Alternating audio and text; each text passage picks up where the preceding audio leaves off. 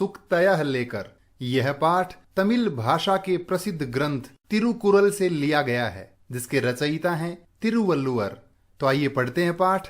सूक्तयः, सूक्ति अर्थात सुंदर या मधुर वचन।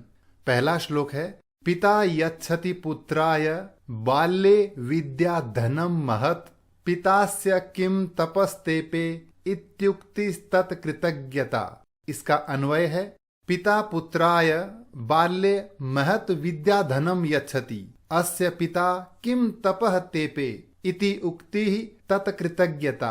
अर्थात पिता, कोई भी पिता, पुत्राय अपने पुत्र को बाल्यकाल में यानी बचपन में महत महान विद्या धनम विद्या रूपी धन अर्थात शिक्षा यच्छति देता है। अस्य पिता इसके पिता ने अर्थात उस पुत्र के पिता ने किम तपः तेपे क्या तपस्या की है। यहाँ प्रश्न नहीं पूछा जा रहा कि क्या तपस्या की है, तपस्या की प्रशंसा करते हुए कहते हैं कि क्या तपस्या की है, कितनी महान तपस्या की है। इति उक्ति ही, यह कथन, तत्कृतज्ञता, तत् अर्थात उस पिता के प्रति, कृतज्ञता यानी उसके उपकार को मानने का भाव। इसका अर्थ है, पिता अपने पुत्र को बचपन में विद्या रूपी महान धन देता है। जब वह बच्चा बड़ा होकर सफल हो जाता है और कोई भी ये बात कहे कि इसके पिता ने क्या तप किया है, क्या साधना की है, क्या परिश्रम किया है, तो उन लोगों का यह कथन ही उस पिता के प्रति कृतज्ञता है, यानी उस पिता की तपस्या का फल है। ये इस श्लोक से संबंधित कठिन शब्दार्थ। अगला श्लोक है, अवक्रता यथा चित्ते तथा वाचि भवेत यदि तदेवाहु महात्मानः समत्वमिति तथ्यतः। इसका अन्वय है, यथा अवक्रता चित्ते भवति तथा यदि वाचि भवेत महात्मानः तथ्यतः तदेव समत्वम इति आहु। अर्थात यथा यानी जैसी, अवक्रता अर्थात सरलता, तो जैसी सरलता चित्ते मन में भवति होती है, तथा वैसी यदि वाची भवेत, वाची अर्थात वाणी में हो, बोलने में भी हो, महात्मानः यानी महात्मा अर्थात महान लोग, तथ्यतः सच्चे अर्थों में, वास्तव में, तदेव उसी को यानी मन और वाणी की सरलता को, समत्वम समत्व यानी समानता का भाव, इति ऐसा, आहु यानी कहते हैं। इसका अर्थ है, जैसी सरलता मन में है वैसी ही यदि वाणी में हो तो महात्मा यानी महान लोग उसे सच्चे अर्थों में समत्व कहते हैं। अर्थात मन और वाणी दोनों में सरलता ही सच्चे अर्थों में समत्व कहलाती है, समानता की भावना कहलाती है। ये इस श्लोक से संबंधित कठिन शब्दार्थ। अगला श्लोक है, त्यक्त्वा धर्म प्रदाम वाचम परुषाम योऽभ्युदीरयेत् परित्यज्य फलम पक्वम भुंक्ते पक्वम विमूढ़धीः। इसका अन्वय है, यह धर्म प्रदाम वाचम त्यक्त्वा परुषाम वाचम अभ्युदीरयेत् सह विमूढ़धीः पक्वम फलम परित्यज्य अपक्वम फलम भुंक्ते। अर्थात यह यानी जो धर्म प्रदाम धर्मनिष्ठ अर्थात मधुर और सच्ची, वाचम वाणी को, त्यक्त्वा छोड़कर, परुषाम वाचम कठोर वाणी, अभ्युदीरयेत बोलता है, सह वह, विमूढ़धीः अर्थात मूढ़मति मूर्ख बुद्धि वाला, पक्वम फलम पके हुए फल को, परित्यज्य छोड़कर, अपक्वम फलम कच्चे फल को, भुंकते अर्थात खाता है। इसका अर्थ है, जो व्यक्ति धर्मनिष्ठ यानी सच्ची और मधुर वाणी को छोड़कर कठोर वाणी बोलता है, वह मूढ़मति यानी मूर्ख व्यक्ति पके हुए फल को छोड़कर कच्चे फल को खाता है। अर्थात मधुर वाणी न बोलकर कड़वी वाणी बोलना ठीक वैसा ही है जैसा पका हुआ मीठा फल छोड़कर कच्चा कड़वा फल खाना। यह बुद्धिमानी नहीं है। ये इस श्लोक से संबंधित कठिन शब्दार्थ। अगला श्लोक है, विद्वांस एव लोकेस्मिन् चक्षुष्मन्तः प्रकीर्तिताः अन्येषां वदने ये तु ते चक्षुर्नामनि मते। इसका अन्वय है, अस्मिन् लोके विद्वांसः एव चक्षुष्मन्तः प्रकीर्तिताः अन्येषाम वदने ये चक्षुषी स्तः ते तु चक्षुर्नामनि मते। अर्थात अस्मिन् लोके, इस संसार में, विद्वांसः एव, विद्वान ही यानी ज्ञानी पुरुष ही, चक्षुष्मन्तः, चक्षुष्मान यानी नेत्रों वाले, जैसे बुद्धिमान बुद्धि वाला, आयुष्मान आयु वाला, उसी तरह से चक्षुष्मान यानी चक्षुओं अर्थात नेत्रों वाला, प्रकीर्तिताः अर्थात कहे गए हैं, अन्येषाम अन्य लोगों के यानी अज्ञानियों के, वदने मुख पर चेहरे पर, ये जो दो, चक्षुषी यानी नेत्र आंखें, स्तः हैं, ते तु ये दो आंखें तो, चक्षुर नामनी अर्थात नाम की आंखें मते मानिए। इसका अर्थ है इस संसार में विद्वान ही यानी ज्ञानी व्यक्ति ही चक्षुष्मान अर्थात नेत्रों वाले यानी दृष्टि संपन्न कहे गए हैं। अन्य लोगों के यानी अज्ञानी व्यक्तियों के चेहरे पर दिखने वाली ये दो आंखें तो केवल नाम मात्र की आंखें हैं, अर्थात सही गलत का, उचित अनुचित का भेद करने वाले तो विद्वान ही होते हैं। ये इस श्लोक से संबंधित कठिन शब्दार्थ। अगला श्लोक है यत् प्रोक्तम येन केनापि तस्य तत्वार्थ निर्णयः कर्तुम शक्यो भवेद्येन स विवेक इति रीतः।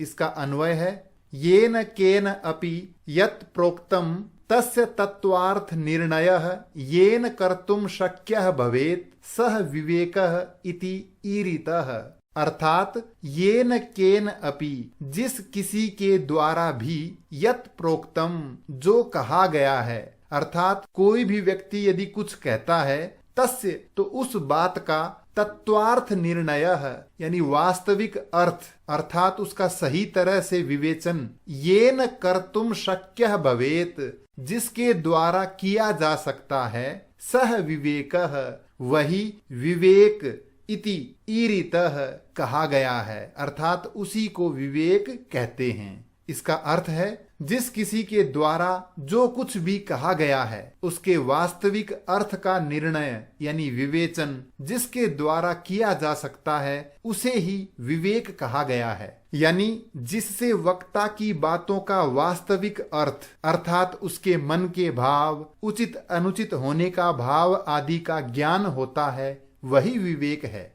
ये इस श्लोक से संबंधित कठिन शब्दार्थ। अगला श्लोक है वाक्पटु धैर्यवान मंत्री सभायामप्यकातरः स केनापि प्रकारेण परैर्न परिभूयते। इसका अन्वय है यह मंत्री वाक्पटुः धैर्यवान सभायाम अपि अकातरः तिष्ठति सह परैः केन अपि प्रकारेण न परिभूयते। अर्थात यह यानी जो, मंत्री यानी मंत्री, वाक्पटुः अर्थात बोलने में चतुर, धैर्यवान अर्थात धैर्यशाली, धीरज धारण करने वाला, सभायाम अपि सभा में भी, अकातरः यानी निडर रहने वाला, सह वह मंत्री, परैहि दूसरों के द्वारा यानी शत्रुओं के द्वारा, केन अपि प्रकारेण किसी भी प्रकार से, न परिभूयते पराजित नहीं होता है, तिरस्कृत नहीं होता है यानी अपमानित नहीं होता है। इसका अर्थ है जो मंत्री बोलने में चतुर, धैर्य धारण करने वाला तथा सभा में भी निडर रहता है, वह शत्रुओं द्वारा किसी भी प्रकार से पराजित अथवा तिरस्कृत नहीं होता, अर्थात ऐसे मंत्री की सदा विजय होती है। ये इस श्लोक से संबंधित कठिन शब्दार्थ। अगला श्लोक है य इच्छत्यात् मनः श्रेयः प्रभूतानि सुखानि च न कुर्याद हितं कर्म स परेभ्यः कदापि च। इसका अन्वय है यह आत्मनः श्रेयः प्रभूतानि सुखानि च इच्छति सह कदापि च परेभ्यः अहितं कर्म न कुर्यात्।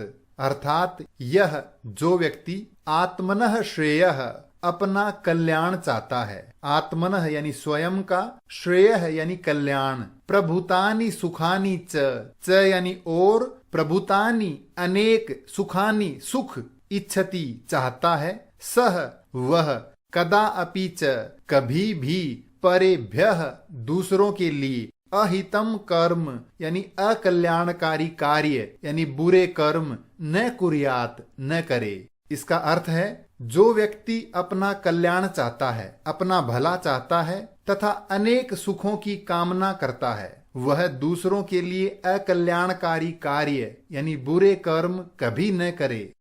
ये इस श्लोक से संबंधित कठिन शब्दार्थ। अगला श्लोक है आचारः प्रथमो धर्मः इत्येतद् विदुषां वचः तस्माद् रक्षेत सदाचारं प्राणेभ्योऽपि विशेषतः। इसका अन्वय है आचारः प्रथमः धर्मः इति एतद् विदुषां वचः तस्माद् प्राणेभ्यः अपि सदाचारं विशेषतः रक्षेत। अर्थात आचारः यानी आचरण अर्थात श्रेष्ठ आचरण यानी अच्छा व्यवहार, प्रथमः धर्मः पहला धर्म है। जैसा कि कहा जाता है पहला सुख निरोगी काया, उसी तरह से पहला धर्म अच्छा आचरण यानी श्रेष्ठ आचरण। इति एतद ऐसा विदुषाम वचः विद्वानों का कहना है, विद्वानों का वचन है। तस्मात् इस कारण से प्राणेभ्यः अपि प्राणों से भी अर्थात प्राणों से भी बढ़कर सदाचारम श्रेष्ठ आचरण की अच्छे आचरण की विशेषतः विशेष रूप से रक्षेत रक्षा करनी चाहिए। इसका अर्थ है श्रेष्ठ आचरण यानी सदाचार ही प्रथम धर्म है, ऐसा विद्वानों का वचन है, विद्वानों का कहना है। इसलिए प्राणों से बढ़कर सदाचार की रक्षा विशेष रूप से करनी चाहिए। ये इस श्लोक से संबंधित कठिन शब्दार्थ। अब हम चर्चा करेंगे अभ्यास कार्य पर। पहला प्रश्न है एक पदेन उत्तरम लिखत, एक शब्द में उत्तर लिखिए। पिता पुत्राय बाल्य किम यच्छति, पिता पुत्र को बचपन में क्या देता है। विद्या धनम अर्थात विद्या रूपी धन। विमूढ़धीः कीदृशीम वाचम परित्यजति, अर्थात मूर्ख व्यक्ति किस प्रकार की वाणी का त्याग करता है। धर्म प्रदाम धर्मनिष्ठ वाणी का। अस्मिन् लोके के एव चक्षुष्मन्तः प्रकीर्तिताः, इस संसार में कौन चक्षुष्मान कहे जाते हैं अर्थात नेत्रों वाले कौन कहे जाते हैं। विद्वांसः यानी विद्वान व्यक्ति। प्राणेभ्योऽपि कः रक्षणीयः, प्राणों से भी बढ़कर कौन रक्षणीय है अर्थात किसकी रक्षा की जानी चाहिए। सदाचारः सदाचार। आत्मनः श्रेयः इच्छन् नरः कीदृशं कर्म न कुर्यात्, अपना कल्याण चाहने वाला व्यक्ति किस प्रकार के कर्म न करे। अहितम अर्थात बुरे अकल्याणकारी।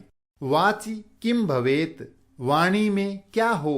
अवक्रता यानी सरलता। अगला प्रश्न है स्थूल पदानि आधृत्य प्रश्न निर्माणम कुरुत, स्थूल या रेखांकित शब्दों के आधार पर प्रश्न वाक्यों का निर्माण कीजिए। संसारे विद्वांसः ज्ञान चक्षुभिः नेत्रवन्तः कथ्यन्ते, संसार में विद्वान व्यक्ति ज्ञान चक्षुओं के द्वारा नेत्रवान कहे जाते हैं। तो कौन कहे जाते हैं, तो प्रश्न बनेगा संसारे के ज्ञान चक्षु भी नेत्रवन्तः कथ्यन्ते, संसार में कौन ज्ञान चक्षुओं के द्वारा नेत्रवान अर्थात नेत्रों वाले कहे जाते हैं। जनकेन सुताय शैशवे विद्या धनम दीयते, पिता के द्वारा पुत्र को बचपन में विद्या धन दिया जाता है। तो किसे दिया जाता है, तो प्रश्न बनेगा जनकेन कस्मै शैशवे विद्या धनम दीयते, पिता के द्वारा किसे बचपन में विद्या धन दिया जाता है। तत्वार्थस्य निर्णयः विवेकेन कर्तुम शक्यः, तत्वार्थ का निर्णय विवेक से किया जा सकता है। तो किसका निर्णय, तो प्रश्न बनेगा कस्य निर्णयः विवेकेन कर्तुम शक्यः, किसका निर्णय विवेक से किया जा सकता है। धैर्यवान लोके परिभवम न प्राप्नोति, अर्थात धैर्यशाली व्यक्ति लोके यानी संसार में परिभवम न प्राप्नोति, पराजय को प्राप्त नहीं करते हैं। तो प्रश्न बनेगा धैर्यवान कुत्र परिभवम न प्राप्नोति, धैर्यशाली व्यक्ति कहां पर पराजय प्राप्त नहीं करते हैं। आत्मकल्याणम इच्छन् नरः परेशान अनिष्टम न कुर्यात्, अपना कल्याण चाहने वाला व्यक्ति दूसरों के लिए अनिष्ट कार्य अर्थात अहित के कार्य न करे। तो प्रश्न बनेगा, आत्म कल्याणम इच्छन नरः केशाम अनिष्टम न कुर्यात, अर्थात अपना कल्याण चाहने वाला व्यक्ति किन के लिए अहित के कार्य यानी बुरे कार्य न करे। अगला प्रश्न है, पाठात चित्वा अधोलिखिता नाम श्लोका नाम अन्वयम उचित पद क्रमेण पूरयत। दिए गए श्लोकों के अन्वय में जो रिक्त स्थान दिए गए हैं उन्हें क्रम से पूरा कीजिए। पहला है, पिता पुत्राय बाल्ये महत विद्या धनम यच्छति अस्य पिता किम तपः तेपे इत्युक्ति ही तत्कृतज्ञता, अर्थात पिता अपने पुत्र को बचपन में विद्या रूपी महान धन देता है, इसके पिता ने क्या तप किया है, यह कथन ही उस पिता के प्रति कृतज्ञता है। ये था इसका हिंदी अर्थ। दूसरा है, येन केनापि यत् प्रोक्तम तस्य तत्वार्थ निर्णयः येन कर्तुम शक्यः भवेत् सह विवेकः इति ईरितः। जिस व्यक्ति के द्वारा जो कुछ भी कहा गया है उसके वास्तविक अर्थ का निर्णय जिसके द्वारा किया जा सकता है उसे ही विवेक कहा गया है। ये था दूसरा। तीसरा है, यह आत्मनः श्रेयः प्रभूतानि सुखानि च इच्छति परेभ्यः अहितम कर्म कदापि च न कुर्यात्, अर्थात जो व्यक्ति अपना कल्याण चाहता है तथा अनेक सुखों की कामना करता है वह दूसरों के लिए अकल्याणकारी कार्य कभी न करे। ये थे तीनों श्लोकों के हिंदी अर्थ। आगे बढ़ते हैं। अधोलिखितम उदाहरणम द्वयम पठित्वा अन्येषां प्रश्नानाम उत्तराणि लिखत। नीचे दिए गए उदाहरणों को पढ़कर दिए गए प्रश्नों के उत्तर लिखिए। श्लोक संख्या 3 तीसरा श्लोक है, उसके आधार पर इन प्रश्नों के उत्तर लिखने हैं। पहला है, सत्या मधुरा च वाणी का, सच्ची और मधुर वाणी कौन है? धर्म प्रदा यानी धर्मनिष्ठ।